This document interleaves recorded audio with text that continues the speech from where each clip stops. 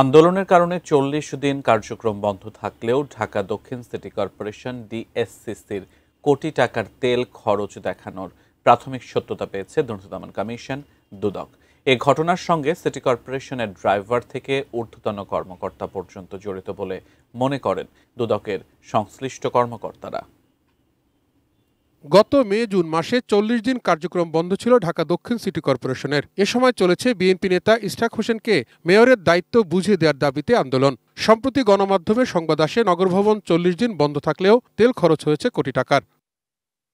ঢাকা দক্ষিণ সিটি কর্পোরেশনের এমন দুর্নীতির অভিযোগের ব্যাপারে খোঁজ নিতে রোববার প্রতিষ্ঠানটিতে অভিযান চালায় দুদকের সহকারী পরিচালক ইকরাম হোসেনের নেতৃত্বে ২ সদস্যের একটি দল। এ সময় নথিপত্র জব্দ, ড্রাইভারদের জিজ্ঞাসাবাদে জ্বালানি তেলের অনিয়মের প্রাথমিক সত্যতা পান তারা। এখানে বিল ভাউচার আনা হয়েছে, এটার সাথে বাস্তবতা অথবা যে প্রাথমিকভাবে যেসব বিষয়বস্তু এখানে বলা হয়েছে সবগুলোর এখানে অনিয়মের প্রাথমিকভাবে প্রতীয়মান হয় বলে মনে হচ্ছে। যারা এখানে অনুমোদনকারী ছিলেন তাদের থেকে শুরু করে ড্রাইভার পর্যন্ত সবারই একটা সম্পর্কিত রয়েছে বলে প্রাথমিকভাবে প্রতীয়মান হচ্ছে আমাদের। দুদকের অভিযানকালে ডিএসসিসির পরিবহন শাখার মহাব্যবস্থাপককে পাওয়া যায়নি।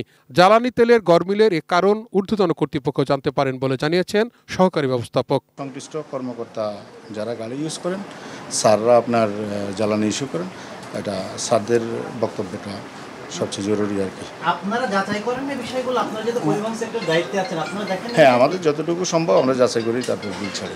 ডিএসসিসি থেকে জব্দ করা নথি বিশ্লেষণ করে কমিশনে প্রতিবেদন দাখিলের কথা জানিয়েছেন দুদকের কর্মকর্তারা। তাহিদ সৌরভ, এটিএন নিউজ, ঢাকা।